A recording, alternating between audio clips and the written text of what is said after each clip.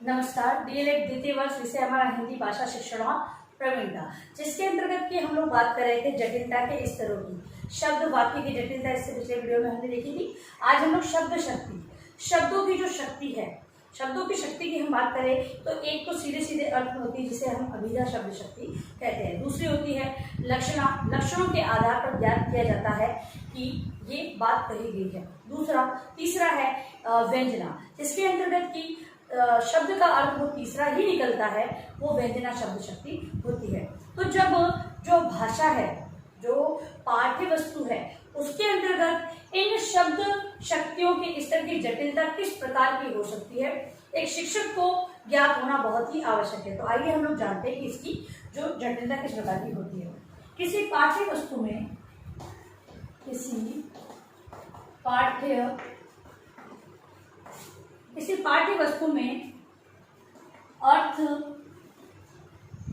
के भी अनेक आयाम होते हैं। विद्यार्थी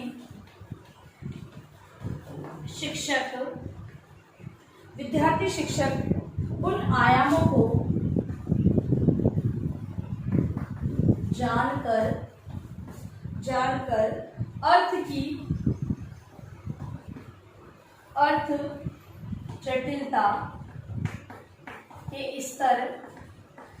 जटिलता के स्तर समझ सकते हैं। भाषा में वाच्यार्थ, लक्ष्यार्थ और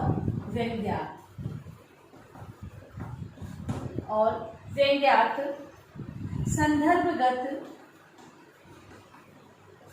संदर्भगत व संरचनागत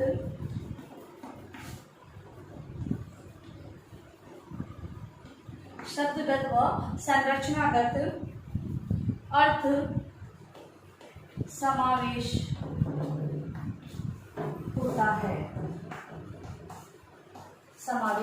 होता है। तो इसकी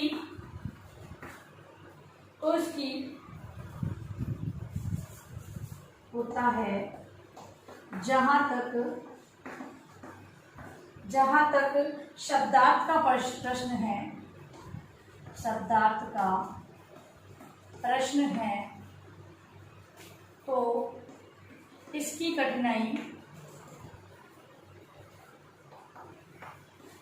कठिनाई के निवारण के लिए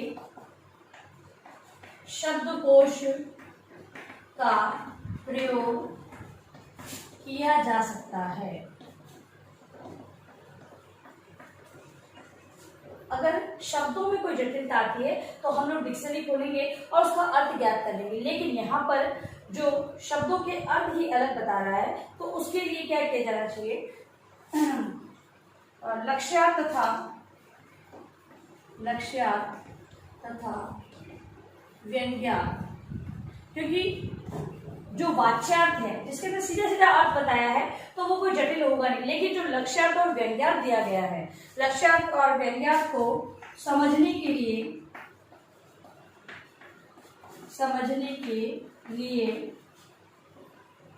अपना संदर्भ और सामाजिक सांस्कृतिक संदर्भ, ठीक है, वहां पर तो हम शब्दकोश का प्रयोग कर सकते हैं, लेकिन जब इन्हें लक्ष्यार्थ और व्यंग्यार्थ को जानना है तो हमें सामाजिक और सांस्कृतिक, जैसे समाज में होने वाले उपयोग में ले जाने वाले मुहावरों, लोकोक्तियों के अर्थ अगर ज्ञात नहीं हुए, क्योंकि उनका अर्थ तीसरा निकलता है, तो उसको जानना बहुत ही जरूरी है। एक शिक्षक है, क्योंकि वहां पर बताया गया विद्यार्थी शिक्षक को, अध्यापक को जो जटिलता है उसके स्तर को समझना बहुत ही आवश्यक माना गया है। अब है अनुच्छेद स्तर की जटिलता। अनुच्छेद स्तर की जटिलता, अनुच्छेद स्तर की जटिलता। भाषा में शब्दों व वाक्यों का संगठन होता है और वाक्यों में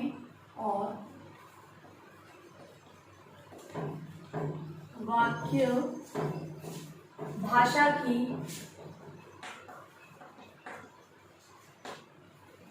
लघुतम इकाई है।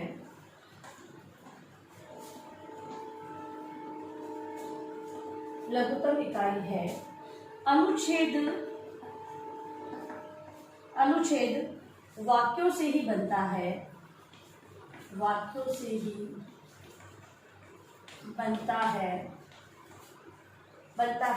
यदि अनुच्छेद में सरल वाक्य होंगे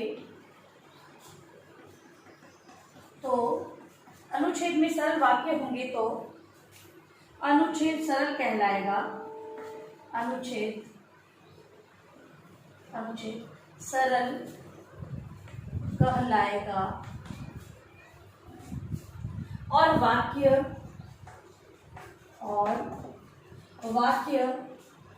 जटिल होंगे तो अनुच्छेद भी जटिल कहलाएगा। अनुच्छेद की जटिलता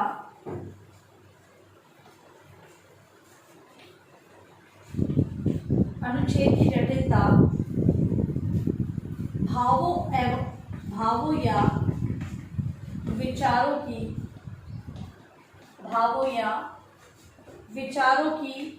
क्रमबद्धता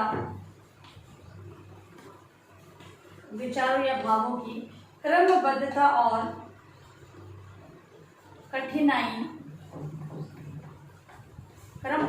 कठिनाई पर भी टिकी है।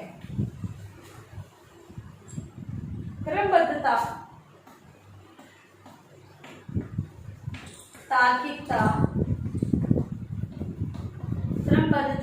तार्किकता आदि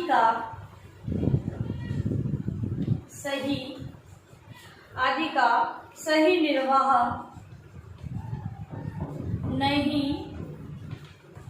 निर्वाह नहीं होने के कारण अनुच्छेद के अनुसार अनुच्छेद भी जटिल होने लगता है।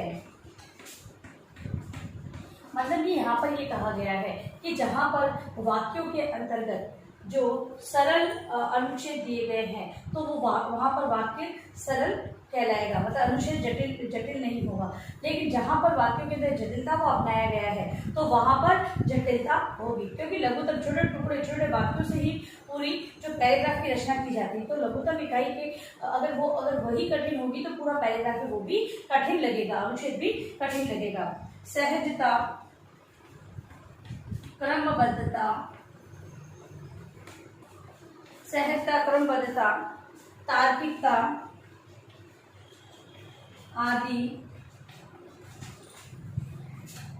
ऐसे गुण हैं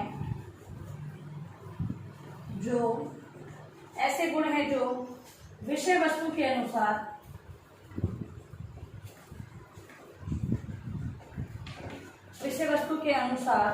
सही ढंग से समाहित होंगे।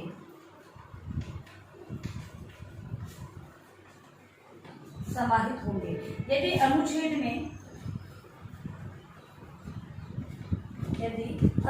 में भावों विचारों का सही ढंग से निर्वाह होगा तो अनुच्छेद भी बोधगम्य और बच्चे उसमें रुचि लें। ठीक है। अब इसमें बताया कि जो भाव और विचार जो व्यक्त किए गए हैं, अगर उनको सही तरीके से उनके उसमें जो गुण होने चाहिए उन गुणों का समावेश नहीं होगा, तब वो जो विषय वस्तु या अनुच्छेद है वो जटिल होता चला जाएगा। और इस जटिलता को सरल करने के लिए क्या करना होगा कि जो सरल एवं भाव और विचारों को, जो भाव और विचार के जो गुण होते हैं उनको समावेश करते हुए निर्वाह किया जाएगा, तब जो विषय वस्तु है वो प्रभावी होगी और रुचिकर होगी बच्चों के अंदर, और बच्चे उसको बोधगम्य कर लेंगे, सही तरीके से जान लेंगे। तो इस प्रकार से जो ये जटिलता है दोनों, इसके आधार पर अगर अध्यापक है वो इनकी जानकारी प्राप्त कर ले कि जटिलता, इस प्रकार की जटिलता होती क्या है, तो ये जटिलता को जानकर एक शिक्षक है वो सरल रूप में किस प्रकार समझाना है वो सारी जानकारी प्राप्त कर सकता है और विद्यार्थियों के समक्ष अपने विषय वस्तु को बहुत अच्छे ढंग से प्रस्तुत कर सकता है। देखिए गृह कार्य प्रश्न अपना